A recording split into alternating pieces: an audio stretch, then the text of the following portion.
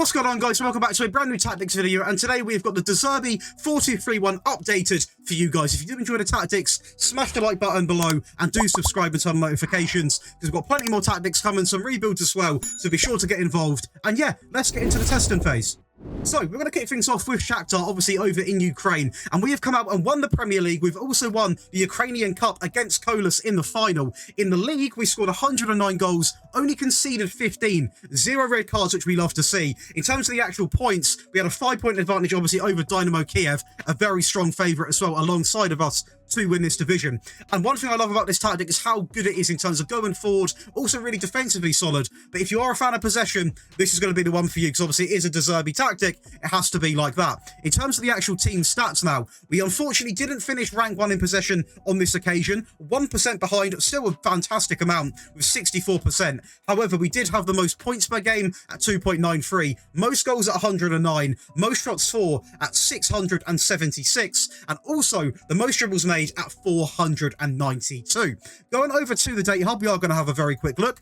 Goals per game, 3.63. Absolutely incredible. Getting on, we're not far off 4 at this rate. Conceded per game at 0.5, so way under a goal a game, which is exactly what I love to show on this channel. I'm a big advocate of when you've got a tactic that is under a goal a game, because you're not on too much pressure with us like that. And also the pass completion coming in at 87.32%. And I know most 43 ones are very balanced, but I must say this one does play a lot differently. It probably plays the most attractive football that pretty much any 4-2-3-1 can play. The fullbacks are aggressive, the midfield gets involved, the forward line is really impressive to watch. All by doing this, by obviously maintaining the ball, dominating possession, spreading the play, and it's just a really, really good system. I have got to say it. Going over to the squad then, we are going to have a quick look. So the goals, don't know why I clicked that. We're going to have Lucina Traore, what an absolute throwback. 32 goals coming out from him. We are also going to have the likes of Sikan coming in with 23. We have got the likes of Kev coming in with 19, 18 for Sudakov, Bodorenko coming in with 13, Petrak coming in with 5, and 4 coming in for Stepacano. In terms of the assists, we've got 21, 12, 10, 10, 9, 8, 7, 7, 5, 5, 5. So, I mean, what I will say is, this tactic isn't like the most outrageously high-scoring tactic. It's not obviously advertised as that, as it is more of a sort of calm, possession-based style. But I say that in a sort of it goes against my own word, because in the league, we actually were the best at scoring goals, and 109 is actually quite an impressive amount. I mean, they got over to Brighton, his current team, obviously predicted to finish 9th in the Premier League. In my opinion, one of the most exciting teams to watch at the moment. And we have come out and actually won the division. And we are going to show you a little bit about that, because Man City had a very weird season, I am going to say. But we are going to take it and run with it, because obviously it is a fantastic result. We scored 74 goals, ranking us the 3rd best, and actually the best defensive display at 28. So very good to see, just showing that although we didn't obviously score the best in the league, were we realistically? You got your Haalands, obviously, Man United have got some great attacking players, Liverpool as well. Chelsea having a fairly decent season as well, so that's going to please a lot of people. But overall, a fantastic season. But if we look at the league table right now, in fact, we'll look at the team stats first. But the team stats we can see right now, we actually only featuring 2 of them. That is going to be most points per game at 2.24 and fewest conceded at 28. In terms of the possession, it's actually quite a good stat line in my opinion. 56% against the standard of teams in this division. Hate it or love it, we are an underdog in this league. According to FM, 9th place, that is an underdog, mid-table team. We shouldn't be anywhere near where we are, so the fact we've done it is absolutely incredible. Going over to the actual league table, because I do want to quickly show you.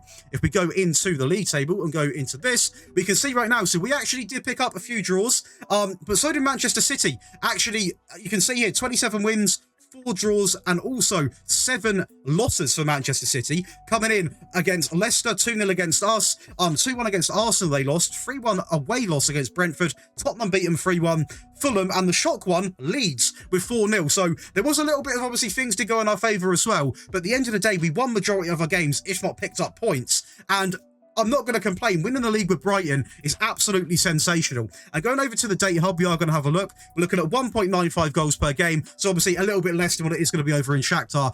Because, we are one of the favourites in that league. But still, basically bang on 2 goals a game. Conceded per game still at way under a goal. Obviously, we were the best defensive team in the league. And the pass completion still maintains around the 87% mark. But to be accurate, 86%. But still, a really good set of stat lines for a team that are nearly predicted to finish definitely sort of mid-table. And going over to the squad, we are going to have a look. We'll go by the goals right now. So it is going to be the star man. Pick up a lot of them. That is going to be Evan Ferguson, one of the best strikers I would actually advise you to pick up on this game. Absolutely incredible. 15 goals for McAllister. We've got Matoma coming in with 9. So realistically, I'm going to be honest, a lot of the load was put on Ferguson to deliver, and boy, did he do it. So fair play to him. In terms of the assists, we've got 13, 9, 9. He's out on loan.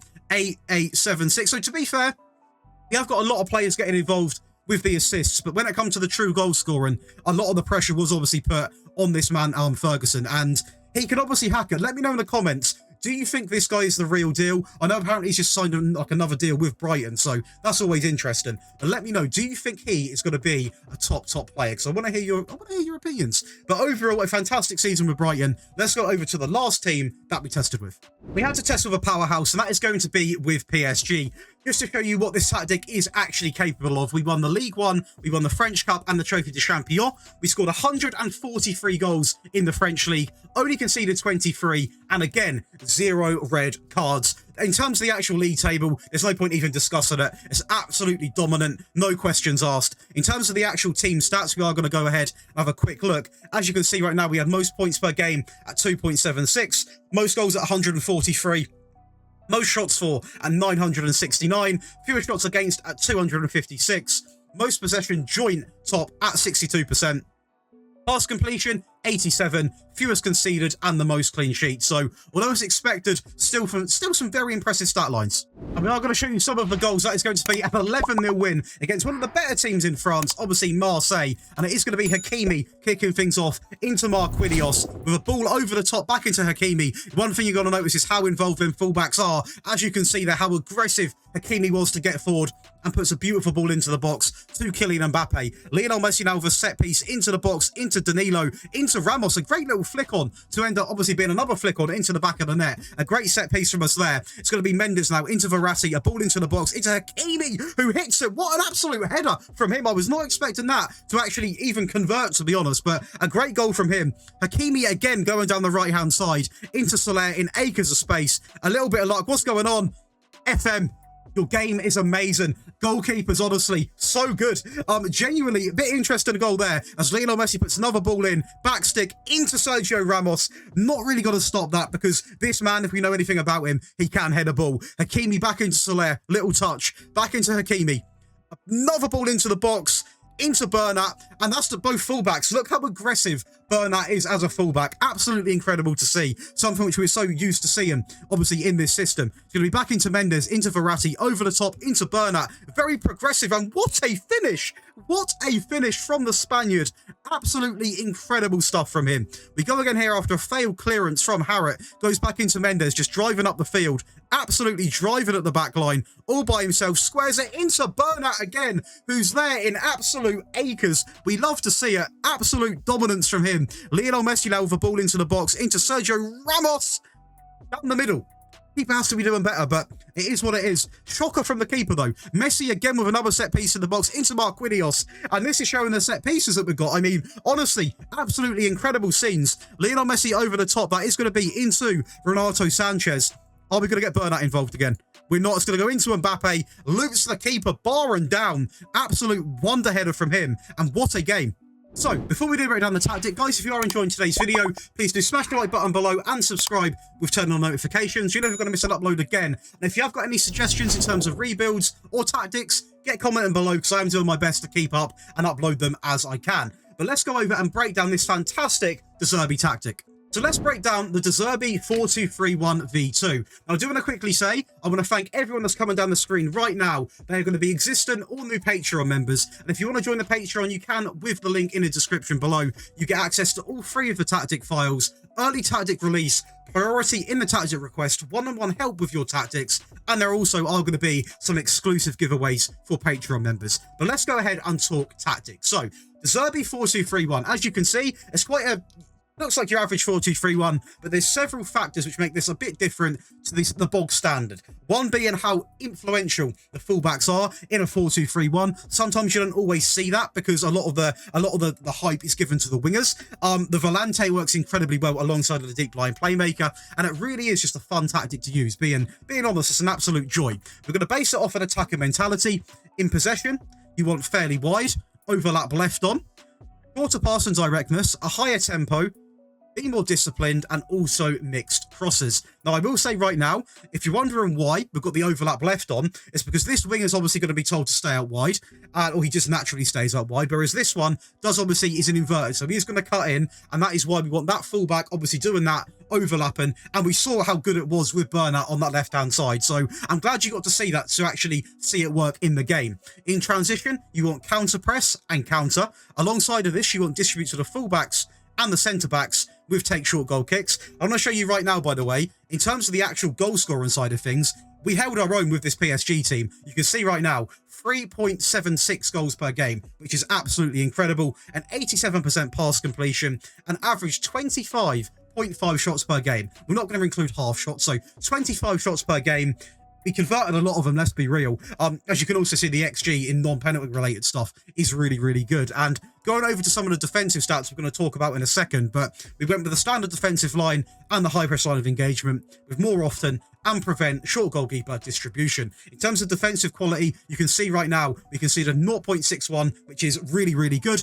19.63 tackles attempted per game, so we're not afraid to put in a challenge, you know, we're not afraid to get stuck in, and 23.42 interceptions per game, which is quite a high number if I don't say so myself. So this tactic really can do it all, I promise you. It's a really, really good tactic. Going over to the actual player roles then, we're going to have a sweeper keeper on support, default instructions, a wing back on the right on sit narrower, tackle harder, and obviously the default instructions, that is a wing back on attack. On the left-hand side, a wing back on attack on simply sit narrower. We then got over to two ball-playing defenders. On the left, we've got dribble less and tackle harder. And on the right, we've just got dribble less, but a ball-playing defender again on defend. We then go over to the midfield, the heart of the team. We've got a Volante on support, on dribble less and tackle harder. And on the left-hand side, we've got a deep line playmaker on pass it shorter and dribble less. You are going to notice a couple of the players are going to have pass it shorter on because we are a possession team, and I feel like without it, you lose possession way too often. So it's why they do feature a lot in this system. Going over to some of the attacking players, we've got the inverted winger on the left, which is going to be on attack, aim the crosses at the centre, and also tackle harder. This is going to be your Neymar, as you can see right now.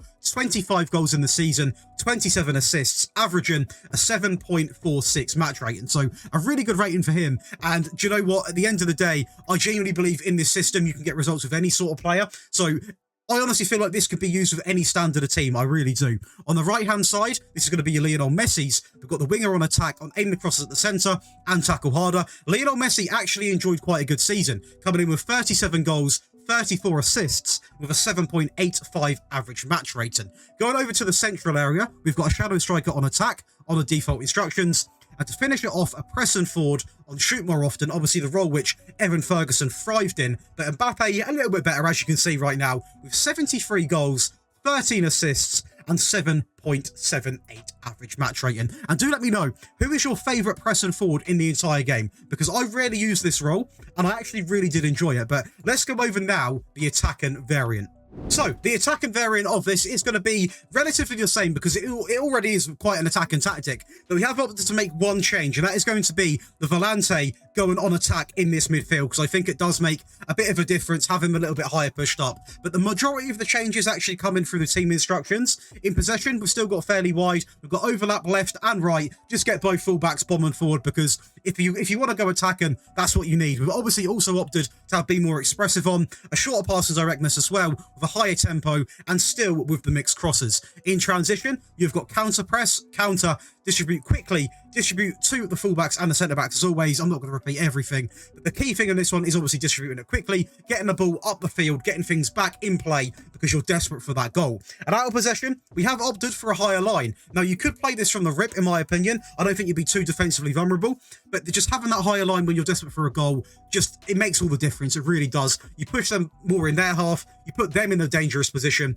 and as long as you don't get a ball played over the top, you're going to be completely fine to dominate the game. So That would be one significant change I would definitely have, and also the trigger press revved all the way up. Now, going over to the defensive variant, there are some changes, as you can see, and to be expected. We've still got the same on the wingers, on the attack and rolls, and the press and forward. We have, however, dropped the shadow striker into an attacker midfielder on support, on take fewer risks and dribble less. We don't really want him taking any risks. Just be there, help come back as well, and do your job. We then have two deep line playmakers we've opted for. One on defend, on pass it short for and tackle harder, and the one on the left is going to be exactly the same as before. The wing backs are going to be very disciplined now because the wingers are up the field. It's now going to be more of actually hitting them on the counter sort of style. The wing back on the left is on sit narrower on defend, and on the right, exactly the same, but tackle harder, just because I don't really want both of them on tackle harder.